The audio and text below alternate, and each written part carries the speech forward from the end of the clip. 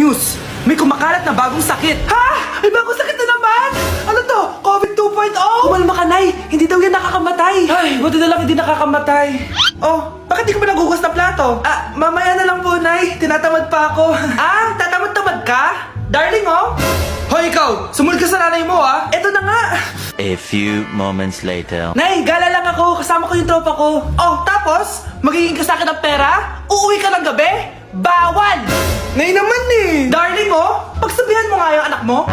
Anak, huwag ka na tumuloy dyan. Ang weird mo naman, Nay. Anak, hindi ko gusto yung jowa mo. Hiwalayin mo na yon. Nay, ano ba yan? Lahat na lang, pati yung girlfriend ko. Sumasagot ka na ngayon. Ang weird mo na. Siguro, ikaw yung nakakuha ng kumakalat na sakit ngayon. Sakit sa pag-iisip. Tama na. Dok, bakit po kayo nandito? Lumalala na ang kondisyon mo.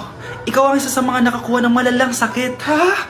Hindi ko maintindihan. Nay, palagi mo kinakausap si tatay. Oh, ano naman? Patay na siya. Palagi mo binabanggit si tatay, pero ang totoo, wala ka naman talagang kausap. Sumama ka sa akin, para tuluyan ka ng gumaling. Mahal kita, Nay!